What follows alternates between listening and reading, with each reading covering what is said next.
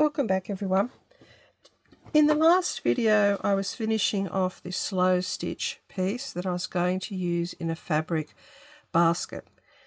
Now since then I've changed my mind a little bit and I went off and I did a little bit more tea dyeing. And this was the piece that I did, so I've had to tea dye it, let it dry and do all the things you need to do, press it, etc. I decided there was no point in putting a piece of slow stitch on the front of the bag and on the back. So what I've done is taken that new piece of tea dyeing and I'm going to use this as the backs of the little baskets. That way I get to make two baskets, and that will be really good because I've just got an extra piece that I've made then.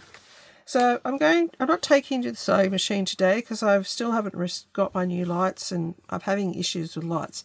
So when I take it to the sewing machine, put right side and right side together. This is my white stabilizer. Then I'm just going to sew my 1/4 of an inch down there.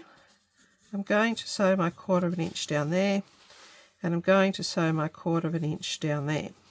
Now when you've done that, I've got one here I'm going to show you. You end up with this effect. Now, I didn't cut the fabric, so I just sewed it on the sewing machine and then placed this and kept sewing all the way around. So you've got this little piece here at the corner. So what do you do with it? You pull it apart like that and you match up the two seams together. And I'll cut that because it's a little bit easier for you to see if I cut it. So you end up with this little gapey hole here. This is the 2 inches that you cut out, or the 5 centimeter square. You pull it apart like that, and you place that seam and that seam face to face. I put the seams in opposite directions so I don't end up with a great bulk, and pin it. I don't know where my clips are, but it's easier if I show you pinning it. And then you stitch down here. I've already got a line drawn, and when you've done that you end up with this lovely little boxed corner. So you stitch down there, and that's what helps, or what actually makes, the little boxed corner. So as I said, I'm not going to take it to the sewing machine today because I don't have any lighting over there. It's very dark and very dingy, and I'm going to sew those. Now for the top today, for the top of these, I'm just going to actually fold them under and place this piece here. I'm also going to fold it under. So when I've done that, when I've sewn it, I'm going to then turn under the edge of this and I'm going to sew it, but I'll come back and I'll show you that. Okay, I've been to the sewing machine and I've made each of the exteriors and I've folded down the tops. So now what we need to do is add the lining. Now in this instance I'm just folding down the top.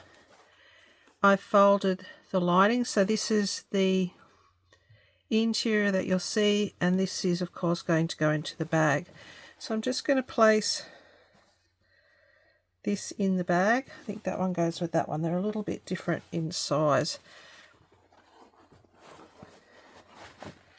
So all I'm going to do is put this in here, and then I'm going to pin it. And I always pin these because I have to sew them from this side on my sewing machine, because my sewing machine, actually I'm not going to pin everyone because that will just be annoying. I'm going to use my clips and I'm just going to clip it. I'm going to do it from the inside. I'm just going to clip it, as you can see there, so it's just a little bit below the top edge. And because I've already ironed this 1 centimeter down, sorry I don't know what that is in inches just off the top of my head, It's really easy. You can just see it's no struggle at all if you actually do it like that, if you actually press it. So we've got a bit of a gap there, but I'll fix that up as I go along. So I'm just going to line this inside piece like this. Now when I finish clipping all of this, sorry, I'm a bit shaky here today. Don't know what's going on here. I'm having a bit of a struggle to try and get this to sit in there properly. Okay, so once it's clipped, you just take it off to the sewing machine, and I'm only going to sew around once on this one, and I'm going to do the same with this one. You just take the lining, you make sure that the corners are actually lined up and that the interior lining is pressed right down into the bag so it sits nicely. And then you just do the same thing. I'm going to do it from this side. I'm just going to line up that edge so I can start. Now make sure when you're doing this that you have a thread. I'm going to use a thread that sort of is light colour and will disappear so that it doesn't detract too much from all the slow stitching that I've actually done, because that took me forever. If you're watching, you would have seen it. And if you do slow stitching, you know how long it takes. It takes quite a while to do slow stitching.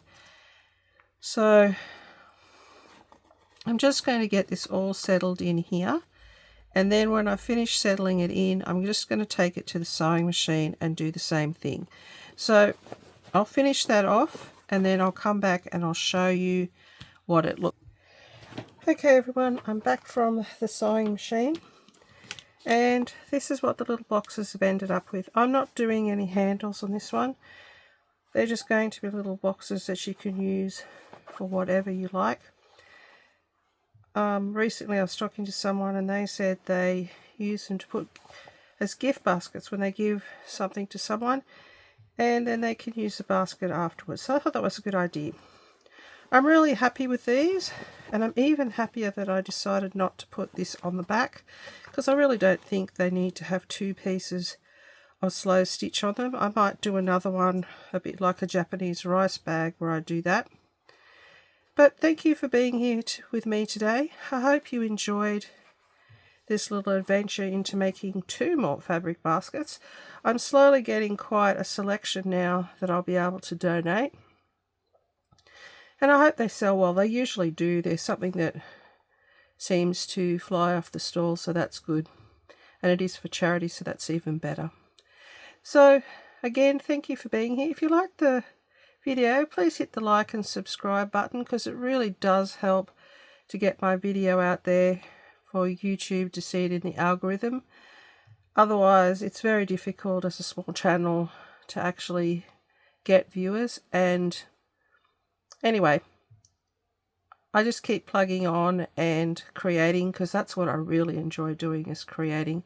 And learning the video side and putting on YouTube is just another part of learning and creating for me. So again, thanks for being here. I hope to see you next time. Bye for now everyone. Have a great day.